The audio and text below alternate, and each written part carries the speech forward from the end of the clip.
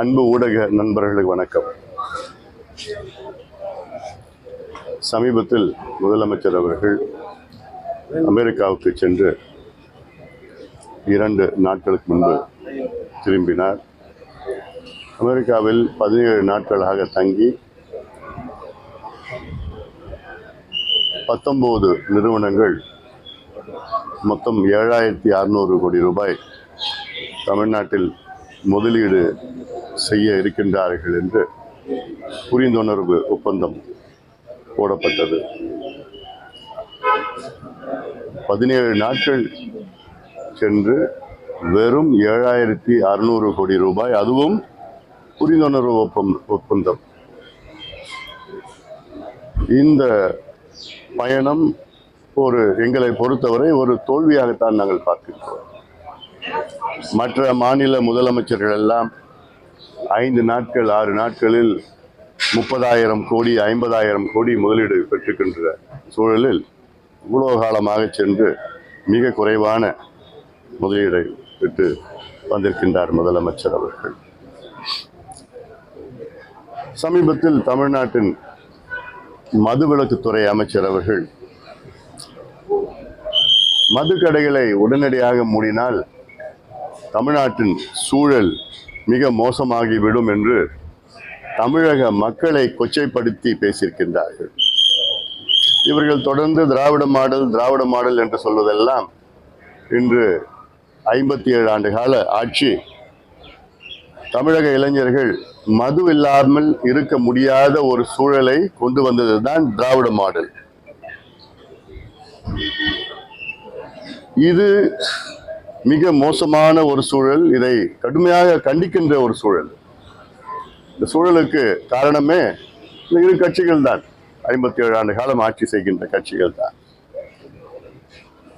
சரி, படிப்படியாவது கொண்டு வருவீங்களா?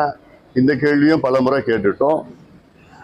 கடந்த ஆட்சியாளரிடம் கேட்டோம், இப்ப இருக்கின்ற ஆட்சியாளரிடம் பல முறை பல தருணங்களில் பல மேடைகளில் நாங்கள் கேட்டிருக்கின்றோம். சட்டமன்றத்துக்குள்ளே கேட்டோம், நீதிமன்றத்துக்குள்ளே கேட்டோம். ஆனாலும் 3 ஆண்டுகளுக்கு பிறகு இப்பொழுதுதான் அமைச்சர் அவர்கள் வாயை திறக்கின்றார்கள். இதற்கு முன்பு முதலமைச்சர் அவர்கள் எதிர்கட்சியாக இருந்த நேரத்திலே 2016 முதல் நாள் முதல் கையெழுத்து பூரண மதுவிலக்கு என்று சொன்ன முதலமைச்சர் அன்றைய எதிர்கட்சி தலைவர் ஸ்டாலின் அவர்கள் இன்று அதை பற்றி ஒரு வார்த்தை கூட பேச மறுக்கிறார்கள். ஒரு வார்த்தை. சகோதரி கனிமொழி அவர்கள் மேடைக்கு மேடை மதுவின் பிரச்சனைகளை பற்றி தொடர்ந்து பேசுகின்ற கனிமொழி அவர்கள் இன்று அவரும் 3 ஆண்டு காலம் மௌனமாக இருக்கின்றார்கள். என்ன காரணம்? மது இல்லாமல் தமிழக அரசு ஆட்சி செய்ய முடியாதா? இதை விட ஒரு கேவலம் என்ன? அதனால் உடனடியாக மது விலக்கு கொள்கையை அமல்படுத்துங்கள். அதை சொல்லுங்கள். எத்தனை கடையை மூட போறீங்க, எப்ப மூட போறீங்க? ஒரு கால அவகாசம், காலக்கெடு கொடுத்து இந்த கடைகளை மூடுங்கள், இந்த இளைஞர்களை காப்பாற்றுங்கள். அது இல்லாமல் மதுவை விட மோசமான ஒரு சூழல் போதைப் பொருட்கள், கஞ்சா, அபின், காக்கைன், ஹெரோயின், இதெல்லாம் LSD, மெத்தைல் ஆம்பிட்டமின் போன்ற போதைப் பொருட்கள் எங்க பார்த்தாலும் கிடைக்குது. சமீபத்திலே மதுரை கிளை சென்னை உயர்நீதிமன்ற நீதிபதி இந்த கூல் லிப் என்ற போதை பொருளை ஏன் தடை செய்யக்கூடாது, முழுமையாக தடை செய்யக்கூடாது என்றெல்லாம் ஒரு கேள்வி எழுப்பியிருக்கின்றார்கள். ஏன்னா இந்த கூல் லிப் என்ற ஒரு போதைப் பொருள் பள்ளிக்கூடம் பாருங்க, அதாவது பள்ளிக்கூடம்னா 6வது 7வது 8வது படிக்கிற பிள்ளைங்க எல்லாம் பயன்படுத்துதுங்க. அப்ப என்ன நிலையில் இருக்கு, என்ன நிர்வாகம் இருக்கு, முதலமைச்சர் என்னதான் செஞ்சிட்டு இருக்கிறாரு, இதெல்லாம் இருக்கிறது அவருக்கு தெரியுமா? இந்த இளைஞர்கள் எல்லாம் அழிந்து கொண்டிருக்கின்றார்கள். அது ஏதாவது தெரியுமா, புரியுதா? காவல்துறை எதுக்கு இருக்கு? அப்போ காவல்துறைக்கு தெரியாம எதுவும் விற்க முடியாது. அதனால இதை தெரிஞ்சுதான் வித்துட்டு இருக்கிறாங்க. இதை தவிர்க்கணும். அல்லாம இன்னும் ஒரே ஒரு செய்தி, சென்னையில கோவளம், மகாபலிபுரம் முன்னாடி கோவளம் இருக்கு. அங்க கோவளத்துல ஹெலிகாப்டர் சர்வீஸ்ன்னு சொல்லிட்டு ஒன்று தொடங்கியிருக்கிறாங்க. இந்த ஹெலிகாப்டர் மூலமாக வந்து சுற்றுலா பயணிகள் கிழக்கு கடற்கரை சாலையை வந்து ஹெலிகாப்டர்ல பார்வையிடலாம்.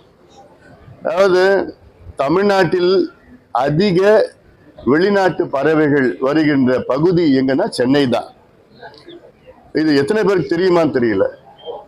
அதாவது தமிழ்நாட்டில் வர பறவைகள் 3 மடங்கு அதிக பறவைகள் சென்னையில் வருது. 3 மடங்கு அதிக பறவைகள் சென்னையிலன்னா எங்கன்னா கும்மிடிப்பூண்டி பகுதியில். அது இல்லாமல் அடுத்தது பார்த்தீங்கன்னா கிழக்கு கடற்கரை சாலையில் இந்த பக்கிங்ஹாம் கால்வாயிலையும் பள்ளிக்கரணை சதுப்பு நிலம் கோவளம் அதெல்லாம் அதில் பகுதியில் அவ்வளோ பறவைகள். அங்கே தான் ஹெலிகாப்டர் சர்வீஸ் தொடங்குறாங்கன்னா இது எவ்வளோ மோசடி, இது சுற்றுச்சூழலுக்கு மோசடி. அங்கே சுற்றி மக்கள், அதாவது ஆயிரக்கணக்கான மக்கள் அங்கே பக்கத்திலே வாழ்ந்துட்டு இருக்கிறாங்க. ஒவ்வொரு முறையும் ஹெலிகாப்டர் பறந்து போறதுன்னா இது நிச்சயமா ஒரு தவிர்க்கணும். இதை மூடணும் அந்த திட்டத்தை. இது தேவையில்லாத ஒரு திட்டம். அது பறவைகள் மட்டுமல்ல, அங்கே மனிதர்களுக்கு பிரச்சனையாக இருக்கின்ற ஒரு சூழல் பணக்காரர்கள் தான் பயன்படுத்துகின்றது. அது சுற்றுச்சூழலை பாதுகாக்கணும், பறவைகளை பாதுகாக்கணும். சத்தத்தினால எவ்வளோ பிரச்சனைகள் வருது அதில். அதனால இதை உடனடியாக தமிழக அரசு அதை நிறுத்தி வைக்க வேண்டும் என்று திருமாவளவன் இந்த மதுவிலக்கு மாநாடு அப்படின்றது. ஆனா அது தொடர்ச்சியா பேசும்போது என்ன சொல்றாரு, பாமக ஒரு ஜாதி கட்சி, அதனால நாங்க அவருக்கு அழைப்பு விடல, மற்ற கட்சிகளுக்கு எல்லாம் அழைப்பு விட்டுருக்காங்க, அழைப்பு விடல. இதை பத்தி உங்களோட கருத்து? அவர் கட்சி மட்டும் என்னவா? பாட்டாளி மக்கள் கட்சி சமூக நீதிக்காக தொடங்கப்பட்ட ஒரு கட்சி. 36 ஆண்டு காலமாக எங்களுடைய மருத்துவர் ஐயா அவர்கள் 6 இடஒதுக்கீடுகளை பெற்றுக் கொண்டிருக்கின்றார்கள். அந்த இடஒதுக்கீட்டில் இந்திய அளவிலே தாழ்த்தப்பட்ட, அதாவது பட்டியலின மக்களுக்கு இடஒதுக்கீட்டை பெற்றிருக்கின்றார் எங்களுடைய மருத்துவர் ஐயா அவர்கள். தமிழ்நாட்டில் அருந்ததியர் சமுதாயத்திற்கு உள்ஒதுக்கீடு பெற்று தந்திருக்கின்றார். சிறுபான்மை சமுதாயம், இஸ்லாமியர்களுக்கு உள்ஒதுக்கீடு பெற்று தந்திருக்கின்றார். எம்பிசி என்று 20 விழுக்காடு 115 சமுதாயங்களுக்கு இடஒதுக்கீடு பெற்று தந்திருக்கின்றார். மத்தியிலே ஆட்சியில் இருக்கின்ற நேரத்திலே இதர பிற்படுத்தப்பட்ட மக்கள் ஓபிசி அவர்களுக்கு இந்திய அளவில் 27 விழுக்காடு கல்வி நிலையங்களை பெற்றுக் கொண்டிருக்கின்றார். இப்படி எங்கள் கட்சி சமூக நீதிக்காகவும் நீர் மேலாண்மைக்காகவும் வேளாண் வளர்ச்சிக்காகவும் இலவச தரமான கல்விக்காகவும் அனைவருக்கும் நல்ல தரமான மருத்துவத்திற்காகவும் நேர்மையான ஆட்சிக்காகவும் எல்லாவற்றுக்கும் மேல் மது ஒழிப்புக்காகவும் புகையிலை ஒழிப்புக்காகவும் கஞ்சா ஒழிப்புக்காகவும் குட்காவை நாங்கள் தடை செஞ்சிருக்கின்றோம். இப்படி எல்லாம் எத்தனையோ சாதனைகள் செய்த கட்சியை தொடர்ந்து திருமாவளவன் அவர்கள் இழிவுபடுத்திக் கொண்டிருக்கின்றார். அது தவிர்க்க வேண்டும். எங்களாலையும் பேச முடியும், அவங்க கட்சியை பத்தி தரவுருவா எங்களாலையும் பேச முடியும். இதோட நிறுத்திக்குங்க. நீங்க மாநாடு நடத்திட்டு போங்க. மது ஒழிக்கணும்னு எல்லாருடைய விருப்பம் தான். இந்தியாவில் மது ஒழிக்கின்ற ஒரு மாநாடோ ஒரு ஆர்ப்பாட்டமோ ஒரு கூட்டமோ யார் நடத்தினாலும் நாங்க அதை ஆதரிப்போம். அந்த வகையில தான் திருமாவளவன் இது நடத்தினா நாங்க ஆதரிப்போம், அவ்வளவுதான். அதுல எங்களை அழைக்கிறாரு, கூப்பிட்டாரு, கூப்பிடல, அதெல்லாம் வேற விதம். நாங்க யார் நடத்தினாலும் நாங்க ஆதரிப்போம். ஏன்னா இது எங்களுடைய எங்க கட்சியினுடைய அடிமட்ட கொள்கை அது. ஆனாலும் இவங்க அந்த கட்சி, இவங்க இந்த கட்சி அப்படிலாம் பேசுறதுல அதை நிறுத்திக்கணும். மது ஒழிப்புல நாங்க பிஹெச்டி படிச்சிருக்கிறோம். திருமாவளவன் அவர்கள் இப்பதான் எல்கேஜி வந்திருக்கிறார். அவர் தான் இப்பதான் தொடங்கி இருக்கிறாரு. எங்க ஐயா கட்சி தொடங்குவதற்கு முன்பாகவே 1980 மது ஒழிப்பு கொள்கையை கடைபிடித்து வருகிறார்கள். எங்க ஐயாவால தான் இன்னைக்கு தமிழ்நாட்டில் அனைத்து கட்சி, திருமாவளவன் அவர்கள் கட்சியும் சேர்த்து திமுக, அதிமுக அத்தனை கட்சிகளும் மதுவை பத்தி பேசாத கட்சிகள் இன்னைக்கு மது விலக்கு கொள்கையை நாங்கள் கொள்கை ரீதியில ஏற்றுக்கொண்டிருக்கின்றோம் என்று அதற்கு ஒரே காரணம் எங்களுடைய மருத்துவர் ஐயா அவர்கள் தான். தொடர்ந்து அவருடைய போராட்டம் ஆர்ப்பாட்டம் தான். பாட்டாளிமல் கட்சியில கிட்டத்தட்ட இன்னைக்கு 15,000 பெண்கள் மட்டும் சிறைக்கு போயிருக்கிறாங்க மது ஒழிப்பு போராட்டத்தினால. அதாவது 100 கிடையாது, ஆயிரக்கணக்கான போராட்டங்கள், ஆர்ப்பாட்டங்கள், மாநாடுகள், வழக்குகள், நீதிமன்றம், சட்டமன்றம் எத்தனையோ நாங்க நடத்திட்டு இருக்கிறோம். இன்னைக்கு பாட்டாளிமல் கட்சினால தமிழ்நாட்டில் 3,321 மதுக்கடைகளையும் இந்திய அளவிலே 90,000 மதுக்கடைகளையும் நாங்கள் மூடி இருக்கின்றோம். இதுதான் பெரிய சாதனை நாங்கள் செஞ்சிருக்கிறோம். தமிழ்நாட்டில் இந்த டாஸ்மாக் விற்பனை காலத்தை நாங்கள் குறைச்சிருக்கிறோம். எத்தனையோ சாராய கடையை நாங்கள் உடைச்சிருக்கிறோம். அதனால எங்க மீது வழக்குகள்லாம் இருக்கு. இன்னைக்கு யாரை வேணா கேளுங்க, தமிழ்நாட்டில் மது ஒழிப்பா, அது பாட்டாளி மக்கள் கட்சிப்பா. அந்த நேரத்தில் நான் அமைச்சராக இருந்த நேரத்தில் தேசிய மது கொள்கை அப்படின்னு நான் கொண்டு வந்தேன், நேஷனல் ஆல்கஹால் பாலிசி. நான் அமைச்சராக வந்ததுக்கு பிறகு அதை விட்டுட்டாங்க. அதுக்கப்புறம் ஐநா சபையில அக்டோபர் 2ஆம் நாள் மது இல்லா நாள் அப்படின்னு ஒரு தீர்மானத்தை நான் கொண்டு வந்தேன். அமைச்சராக இருந்த நேரத்தில் கொண்டு வந்தேன் நான். அது கிட்டத்தட்ட ஒரு 80 நாடுகள் அது ஆதரவு கொடுத்தாங்க. அதுல அதன் பிறகு அது விலகி வந்தது. அது தொடர்ந்து ஃபாலோ பண்ணிட்டு இருக்கிறோம். இவ்வளோ நாங்க செஞ்சிட்டு இருக்கிறோம், இன்னும் செய்ய போறோம். எங்களோட நோக்கமே தமிழ்நாட்டில் ஒரு சொட்டு சாராயம் மது இல்லாத ஒரு தமிழகத்தை உருவாக்க வேண்டும். நீங்க மாநாடு நடத்திங்க, நடத்தல, அதை பத்தி எங்களுக்கு இல்ல, நடத்திட்டு போங்க. அதனால மற்ற கட்சிகளை பத்தி, குறிப்பா எங்களை பத்தி நீங்க இழிவுபடுத்தாதீங்க. உண்மையிலே உங்களுக்கு மாநாடு வெற்றி பெறணும்னா நீங்க சகோதரி கனிமொழியை கூப்பிடுங்க. ஆட்சியில் இருக்கிறாங்க, திமுக இருக்கிறாங்க, அவங்கதான் மது விலக்கை பத்தி பேசிட்டு இருக்கிறாங்க. அவங்கள பத்தி கூப்பிட்டு மாநாட்டில் பேச வச்சு அவங்களுக்கு அந்த ரெஸ்பான்சிபிலிட்டி கொடுங்க. நீங்க போய் உங்க அண்ணன் கிட்ட பேசுங்க. இன்னைக்கு தமிழ்நாட்டில் எவ்வளோ பெண்கள் தாலி அறுத்துட்டு இருக்கிறாங்க. இந்தியாவிலே அதிக இளம் விதவைகள் தமிழ்நாட்டில் தான் இருக்கிறாங்க. இந்தியாவில் அதிக சாலை விபத்துகள் தமிழ்நாட்டில் தான் இருக்கு. இந்தியாவிலே அதிக மனநிலை நோய் தமிழ்நாட்டில் தான் இருக்கு.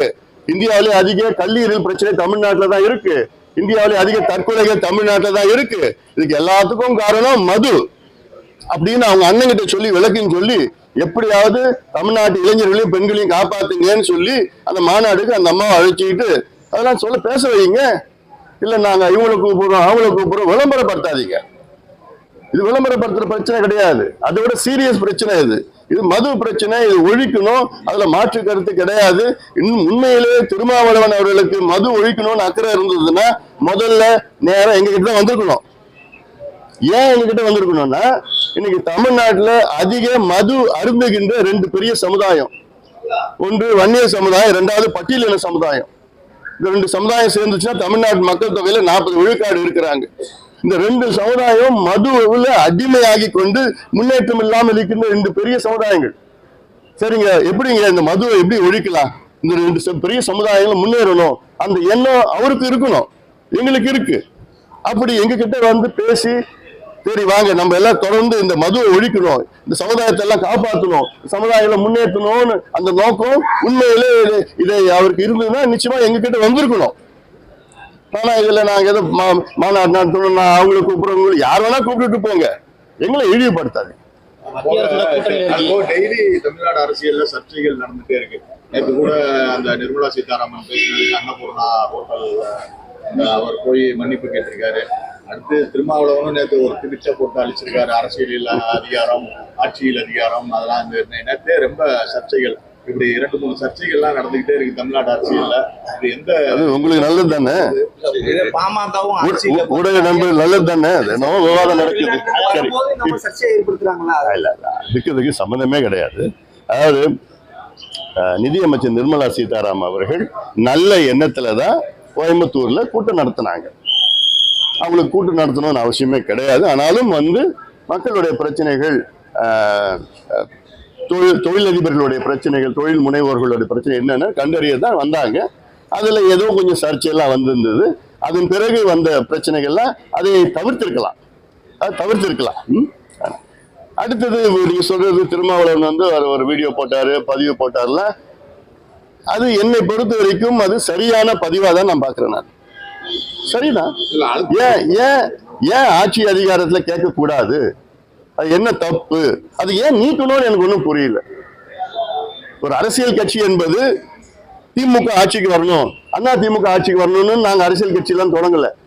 திருமாவளவனும் அந்த கட்சி அவர் தொடங்குறது திமுக ஆட்சிக்கு வரணும், திமுக முதலமைச்சர் ஆகணும், ஸ்டாலின் அவர்களை முதலமைச்சர் ஆகணும்னா வரல. அவரு ஆட்சிக்கு வரணும், அவங்க கட்சியினுடைய கொள்கைகள் அமல்படுத்தணும்னா எல்லா கட்சியும் தொடங்குறாங்க. அந்த வகையில தான் அவர் போட்ட பதிவு எல்லாம் சரியான பதிவு. அது நீக்கினதுதான் சரியில்லை. ஏதோ திமுக கோவப்படுவாங்களா, அப்படி கோச்சிப்பாங்களா, என்ன? அதனால இது எல்லாமே ஆட்சியில அதிகாரம் வேணும். ஏன்னா நாம் பார்த்துட்டோம், 67 ஆண்டுகள் 2 கட்சிகள் ஆட்சி செய்து இன்னைக்கு என்ன செய்யணும்னு தெரியாது செய்து கொண்டிருக்கின்றார்கள். தமிழ்நாட்டு நிலை மிக பாவமா இருக்கு, மோசமா இருக்குது. முதலீடு குறைஞ்சிருக்குது. 4வது இடத்துல இருந்து 6வது இடத்துக்கு வந்துட்டு இருக்கிறோம். ஒரு பட்டியல்ல இருந்து நாங்க பட்டியல்ல இல்ல தமிழ்நாடு. இப்போ கேரளா வந்து கிட்டத்தட்ட 27வது இடத்துல இருந்து இன்னைக்கு கேரளா முதல் இடத்துல வந்திருக்கு. தமிழ்நாட்டுல வந்து 4வது இடத்துல இருந்தது, இன்னைக்கு இன்னொரு பட்டியல்ல இல்லவே இல்லை. இந்த நிலையில லஞ்சம், ஊழல் ஊழல் ஊழல், எங்க பார்த்தாலும் லஞ்சம் ஊழல், கொலை நடக்குது தானோ. அது காரணம் இந்த மது, இந்த கஞ்சா, இந்த போதைப் பொருட்கள், இங்க பார்த்தாலும் நடந்துட்டு இருக்குது. பள்ளிக்கூடத்துல இந்த மாதிரி எண்ணங்கள் மாணவர்கள் மத்தியில அதிக பருவால் இருக்கிறதோ, தோட்டத்தை திட்டுறதோ, அந்த ஜாதி பெயர்ப்புல பிரச்சனை நிறைய இருக்குது. அதெல்லாம் நிச்சயமாக இதுல முதலமைச்சர் கவனம் செலுத்தணும். மத்திய அரசோட கூட்டணியில இருக்கீங்க, நாடு முழுவதும் மது ஒழிப்புன்ற அவங்க கோரிக்கை வைப்பீங்க? நிச்சயமா வைப்போம், தொடர்ந்து வச்சுட்டு இருக்கிறோம். நாடாளுமன்றத்துல பல முறை நாங்க பேசி இருக்கிறோம். குஜராத்ல நடந்தது இந்தியாவில கொண்டு வாங்கன்னு. அதே நேரத்தில் அரசியல் சாசனத்துல ஆர்டிகல் 47 ஆஃப் தி கான்ஸ்டிடியூஷன் என்ன சொல்லுதுன்னா, ஒவ்வொரு மாநிலமும் பூரண மது விலக்கை அமல்படுத்த வேண்டும். Every state should have total alcohol abolition of alcohol பாலிசின்னு இருக்கு அதுல. ஆனாலும் அந்த மது என்பது மாநில பட்டியலில் இருக்கு.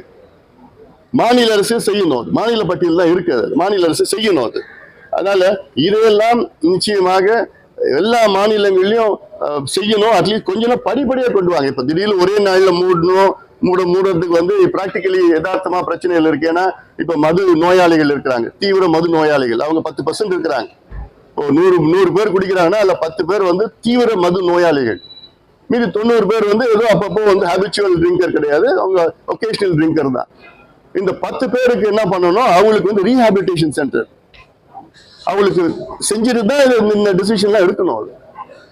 நீதிமன்றமே அந்த மாதிரி மறுவாழ்வு மையம் வைக்கணும்னு சொல்லி இது நாங்க 15 வருஷமா சொல்லிட்டு இருக்கிறோம்.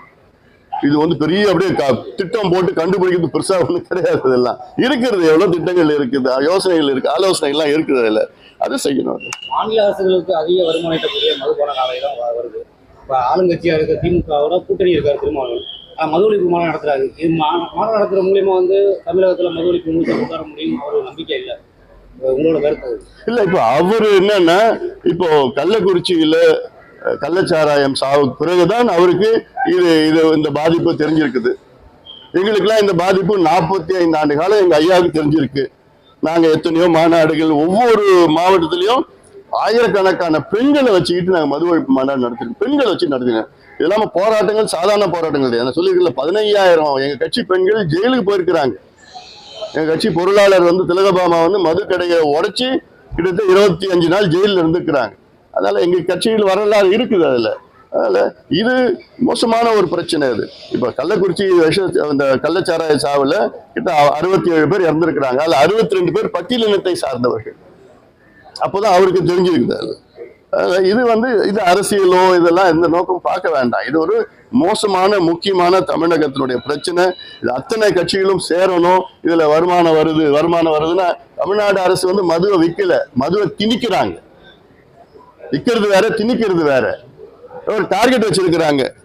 இந்த ஆண்டு வந்து 44,000 கோடி தான், அடுத்த ஆண்டு 50,000 கோடி வரணும்னு. அவங்களுக்கு என்ன வருத்தம்னா, அடுத்த ஆண்டு 50,000 கோடி வரல, 49,000 கோடி தான் வந்தது. அது ஒரு வருத்தமா அதுல. அப்புறம் என்ன பண்ணிட்டாங்க, அடுத்த ஆண்டு என்ன பண்ணிட்டாங்க, கடந்த ஆண்டு என்ன பண்ணிட்டாங்க, 50,000 55,000 எப்படியாவது கொண்டு வரணும்னு சொல்லி கொண்டு வந்துட்டாங்க. இதை ஒரு கேடுகட்ட டார்கெட் என்ன இருக்கு போகுது.